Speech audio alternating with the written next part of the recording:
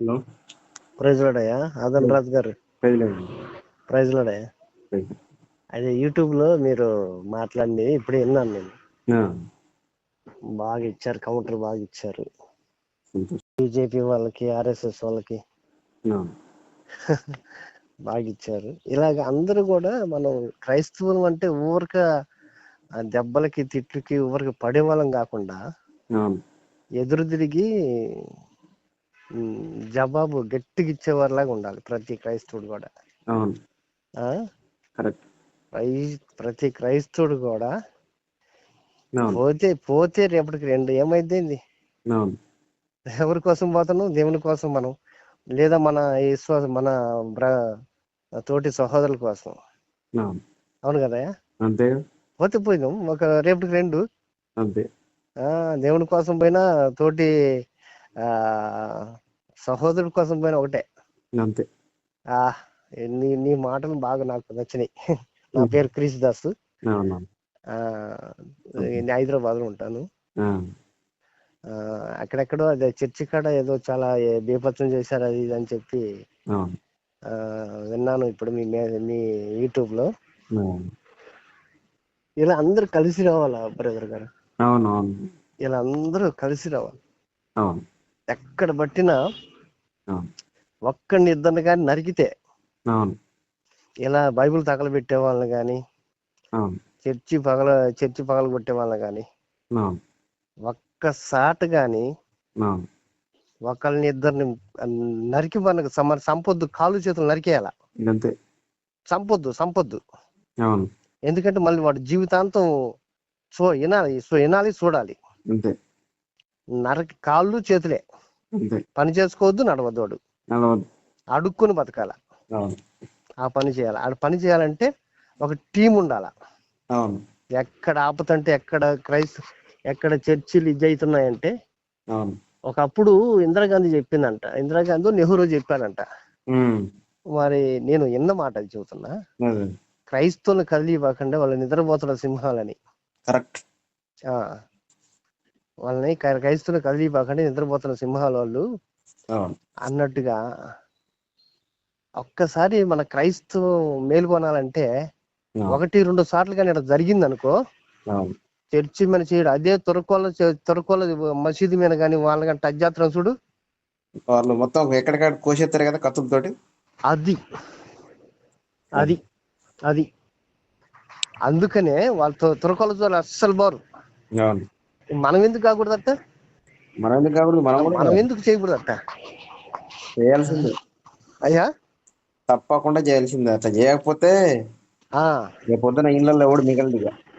అసలు నిజంగా మీరు అన్న మాట చాలా నాకు నచ్చింది. ఎందుకంటే ఇంత పెద్ద తోపులు ఉన్నారు ఇక్కడ హైదరాబాద్ లో. అవును. పెద్ద పెద్ద తోపులు 2 లక్షలు 70,000 80,000 నా సంఘస్థులు, నా విశ్వాసులని అవును. ఎందుకు ఉన్నారు? ఉంటే ఉపయోగం ఏముంది? ఎందుకు బుడదల ఇప్పుడు బొట్ల వాళ్ళైతే ఆ ఆ, అసలు వాళ్ళ ఉపయోగం లేదు. వాళ్ళు చెప్పుకోవటానికే కానీ అవును. మళ్ళీ పెద్ద సూటు బూట్లు వేసి పెద్ద పెద్ద తోపుగాళ్ళగా వస్తారు రోడ్ల మీదకి. అవును. ఎసుమంటి ఆపత వచ్చినప్పుడు చిన్న సేవకుల్ని పట్టించుకునే ఎదవలు లేడు ఒక్కడు కూడా. ఒక్క ఎదవ కూడా లేదు. ఇట్లా యూట్యూబ్ లో మాట్లాడాలని నాకు కూడా కోరిక ఉంది. ఇట్లా మనకి ఈ సేవకుల గురించే, సేవకుల్ని లేపాలి. సేవకులలో ఇప్పుడు ప్రతి సంఘంలో నుంచి ఒక్క 5-6 వచ్చినా కూడా కొద్దిగా పెద్ద ఒక సేన ఇది. ఎక్కడ చర్చిలకి ఇలాంటి జరుగుతున్నాయో అక్కడ మనం ఉండి, అంటే స్పాట్ మనకు తెలియాలి. స్పాట్ తెలిస్తే వెంటనే అటాక్ చేయాల. అప్పుడు వాళ్ళకి అబ్బో వీళ్ళు కూడా ఉన్నారు, వీళ్ళు మామూలు కాదు అన్నట్టు వాళ్ళకి భయం పుట్టాల. భయం పుట్టాలంటే మీరు అన్నట్టుగా వాళ్ళని మామూలుగా పోయకూడదు. ఇంకా కాళ్ళు చేతులు నరికి ఆడ వదిలేసేయాల. దానికి ఏం కాదు, సంపొద్దు. మళ్ళా సంపొద్దు. మళ్ళీ వాడు ఒకవేళ వాడు తెలుసుకుని దేవుణ్ణి నమ్ముకుంటాడేమో. అవకాశం, దేవుణ్ణి నమ్ముకునే అవకాశం. అది వాడిని చంపితే అంతటితో పోతాడు కదా. అట్టపోవద్దు. తెలుసుకొని మారు మనసు పొంది దేవుళ్ళకి రావాలా. అడుక్కొని తినాలా, బిచ్చమెత్తుకోవాలా, అబ్బో ఈ పని చేస్తే ఇట్లా జరిగిందని. అది అలా చెయ్యాలంటే అసలు ఏం చేయాలో ఒక ప్రణాళిక, ఒక కట్టుదిట్టమైన ప్రణాళిక కూడా చేయాలి. అందరు దీనికి సహకరించాలి. అవునవునవునవును. నేను ఒకటే అంటే ఊకే దీనికి కావాల్సింది ఏంటంటే man power and money power. మనుషులు కావాలి, డబ్బులు కావాలి. మ్యాన్ పవర్ కావాలి, మనీ పవర్ కావాలి, మరి పొలిటికల్ పవర్ కూడా కొంత మనకి సపోర్ట్ ఉండాలి. కొంత కాదు, చాలా ఉండాలి. చాలా ఉండాలి. ఉంటేనే ఇదంతా నడుస్తుంది. లేకపోతే మనం ఇంకా బైబుల్ పట్టుకొని రోడ్డు ఎక్కే పరిస్థితి కాదు. ఇంట్లో కూడా బైబుల్ పట్టలేం. ఇంట్లో కూడా పెట్టలేము. ఇంట్లోకి వచ్చి తంతర పట్టుకొని మోకరిస్తే మనం ఇంట్లో ప్రార్థన చేసుకున్నా కూడా వచ్చి కొడతారు. ఇంట్లో ఇళ్ళలో పెట్టే కదా మొత్తం తలుపులు దర్వాజులు మొత్తం బలకొట్టి వాడు చర్చి ఎక్కి జెండా పట్టుకొని చర్చి మీద జెండా కడతానంటే వాడికి ఎంత ధైర్యం? ఒకసారి నేను మా ఇక్కడ హైదరాబాద్ లో రాజీవ్ గాంధీ నగర్, బాచ్పల్లి రాజీవ్ గాంధీ నగర్ లో నేను ప్రార్థన పెట్టిన. ప్రార్థన పెట్టి త్వరకూడ వచ్చి నరుగుతానండు. నరుకురా నా కొడక అని చెప్పి సొక్కా పట్టుకొని ఎనికి నెట్టుకుని పోయిన. ఎనికి నరుకురా, నువ్వు నరికేది నేను నరుకుతానని చెప్పి. మనం దేవుని బిడ్డలు, మన క్రైస్తవులు, మన అట్ట కూడా తిట్ట అట్ట కానే కాదు అసలు. దెబ్బకి దెబ్బ, మాటకి మాట. ఆ దెబ్బతో వాడు త్వరకోడే. మళ్ళా త్వరకోడు చుట్టుపక్కల త్వరకోడు ఉంటారు, ఎవరు రాల. మళ్ళా త్వరకోడు మీదనే నేను మినకపోయినా. దెబ్బతో ఇప్పుడు కూడా వాడు సౌండ్ లేదు. ఇంకా వాడు ఎవడైనా కూడా మనకి ఇబ్బంది ఏం లేదు. వాడు చేసుకొని మనం ఏమన్నా అంటున్నామా? ఏమనం అసలు, మనం ఏమనం. మనది మనం చేసుకుంటున్నాం, వాడు చేసుకుంటే అయిపోతుంది కదా. మనని ఎందుకు గెలుపుకోవడం వాడు? అవును కదా. నా చర్చి ఎక్కి నువ్వు జెండాలు కడతావు. చూడు మరి ఎంత వాడికి దమ్ముంటే అంత కట్టాడు వాడు. చర్చి ఎక్కి జెండాలు కడతావు, ఇంట్లోకి వచ్చి కొడతావు జనాలు. చర్చిలో పోయి రాళ్ళు రప్పలేసి మొత్తం ఊరగొట్టి ఇలా ఒక్కొక్కడు హాస్పిటల్లో ఎంత భయంకరమైన పరిస్థితులలో ఉన్నారు. అవునవును. నాకు చర్చి పెట్టుకుంటే మాకు సౌండ్ వస్తుంది అన్నాడు. నా కొడక మసీదు మీద మైకాపురం నా కొడక అని మాట్లాడినా. కరెక్ట్. మసీదు మీద మైకాపే అవడగా 3-4 సార్లు 5 సార్లు అల్లాహు అక్బర్ అని కేకేస్తాడు నా కొడకని. అడిగిస్తున్నాడు కదా. అంతే మరి, కరెక్టే కదా. నీకే న్యాయం, నాకదే న్యాయం. అంతే. అడిగితే అసలు నోరు ఎత్తలేంగా. దాపు నేను ఇక్కడ ఆపుతా అంతే. సైలెంట్ గా ప్రార్థన చేసుకోపోతే అప్పుడు నువ్వు అదాపు అని అన్నా. అవును. అది అబ్బతో సైలెంట్ అయిపోయాడు కొడుకు. అంతేగా, అట్లా కుక్క నోటికి చెప్పుతే బయటమే.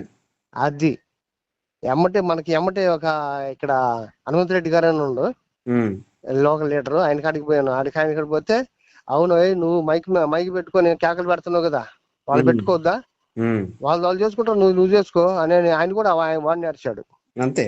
దెబ్బతో సైలెంట్ అయిపోయాడు. ఎవరు చేసుకునే దానికి ఒకటి మీద ఒకటి ఎదవలు.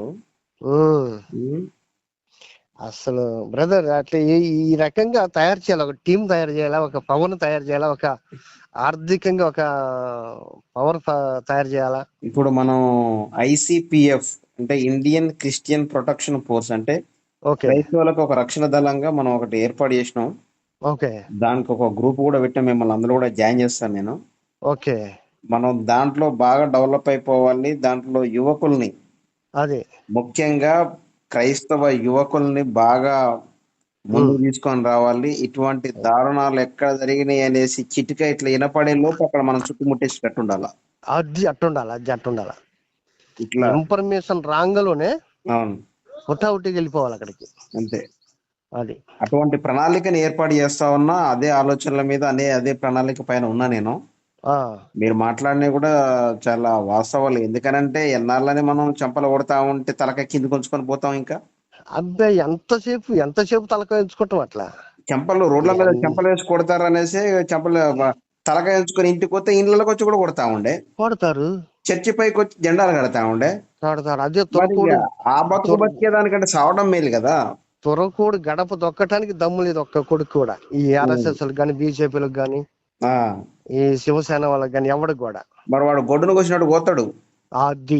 అది వాడు గొడ్డును కోసినట్టు కోసి పారదింటాడు. వస్తే మనం అట్లా పోయాం కదా. మనం పోయాంగా. అదేంటంటే మనం ఏమిందంటే దేవుడు చూసుకుంటాడు. ఒక టైం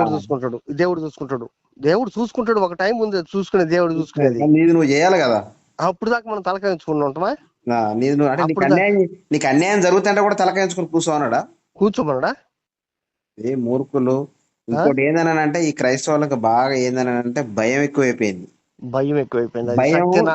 ఇగో ఒకటి ఏంటంటే వీళ్ళు భయపడి ఇళ్ళల్లో ఉంటారు కానీ దేవుడు ఏమన్నాడంటే ఇంకో మాట వీళ్ళకి అర్థం కావట్లే కానీ అవునవును. భయపడేవాడు కూడా పరలోక రాజ్యం లేదన్నాడు. లేదు, నిజమే. అసలు మొదట వాడికి లేదు, అట్లా భయస్థుడికే లేదు పరలోక రాజ్యం. పిరికోడికి లేదన్నాడు. పిరికోడికి లేదన్నాడు. అందుకే ధైర్యంగా ఉండాలా, జాగ్రత్తగా బ్రతకాలి. మనం పౌరుషం, మన భారతదేశంలో మనకు ఒక ప్రజాస్వామ్యం, లౌకిక విధానం, ఒక చట్టం ఉంది. మనం స్వేచ్ఛగా బ్రతికే హక్కు మనకు ఉంది కదా. ఉంది కదా. దాన్ని కాపాడుకోవాలి కదా. వాడేవాడు వస్తే నువ్వు తలకాయించుకొని పోవడేంది? అంటే మక్కిలిరగా దెంగి మోకాలు కడిగెత్తే అయిపోయా. మోకాలు మోచేతులు కడిగేసి పంపించాల. సంపొద్దు, కట్ చేసి పంపటమే. అంతే, కట్ చేసి పంపాలి. అది అట్ట చేయాలి. దీనికి ఒక టీం, మీరు అన్నట్టు ఒక టీం ఉండాలి అయ్యా, ఒక టీం ఉండాలి. అయితే దీనికి ఒక ఈ టీం తయారు చేసి యవ్వనస్తులు కావాలి. దీనికి మంచి యవ్వనస్తులు కావాలి. అప్పుడు ఇప్పుడు నక్సలైట్లు ఏదో దేశానికి అధ్యాత్తం విద్యాత్తం అని నక్సలైట్లు ఒక ఇది చేశారు, కానీ అది కాదు. ఇదిగో ఇలాంటి చేయాల, ఇలాంటి చేయాలి. వాళ్ళు చేశారు కానీ, ఎన్నో చేశారు కానీ పూర్తిగా ఇది కాకుండా అయిపోయింది పాపం. వాళ్ళు ఉగ్రవాదులుగా, నక్సలైట్లుగా వాళ్ళని ఎన్కౌంటర్ చేయటం జరిగింది. కానీ ఇలా కాదు, న్యాయంగా ఎదురుగా నిలబడి చేయాలి మనం. అంతే, దెబ్బకి దెబ్బ న్యాయంగా. భయపడి అడవులలో అక్కడ ఇక్కడ జాంకునేటట్టు కాదు. ఎదురుగా నిలబడి ఇదిగో ఇది చేసినందుకు ఇది చేసాం, అంతే. ఇది చేసినందుకు ఇది చేసాం, మేము ఎందుకు చేయకూడదు? అంతే. మరి నువ్వు చేసిన దానికి ఏం చేశారని చెప్పి మనం కూడా అడగొచ్చు.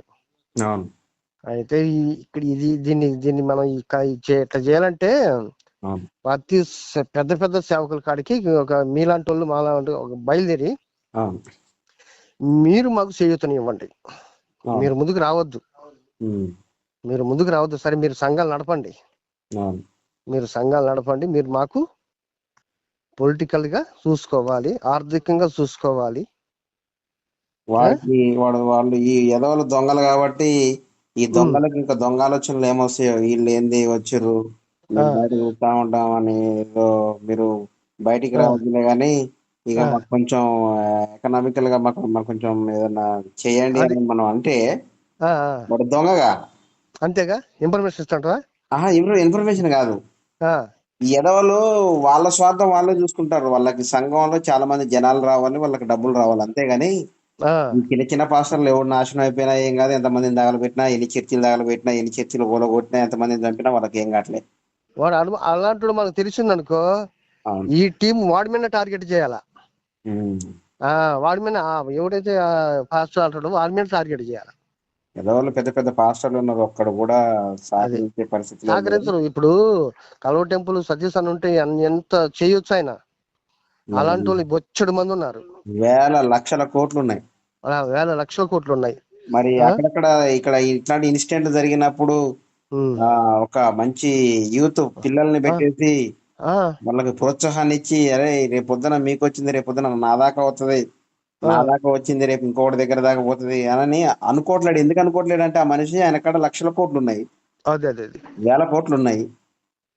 వేల కోట్లు, లక్షల కోట్లు, సరే వేల కోట్లు ఉన్నాయా, లక్షల కోట్లు ఉన్నాయా, డబ్బులు అయితే బీభత్సంగా ఉన్నాయో ముచ్చటైతే మనకు తెలుసు. కానీ అవునవునవును, ఉండి ఏం సుఖం, ఏం సాధిస్తావు నువ్వు? ఆ డబ్బులు ఏం సాధిస్తూ ఏం చేసి బైబుల్లోనే ఉందిగా. బైబుల్లో ఆ వాక్యం చదవలేదో ఏందో, మొత్తం ప్రపంచం మొత్తం సాధించి ప్రాణం పోగొట్టుకుంటే ఏమవుతుంది రా నాయన? అవునవునవునవును, సమస్తం సాధించి నీ ప్రాణం పోగొట్టుకున్న ప్రయోజనం ఏముంది? వేల కోట్లు సంపాదించుకుంటే, లక్షల కోట్లు సంపాదించుకుంటే ఏముంది?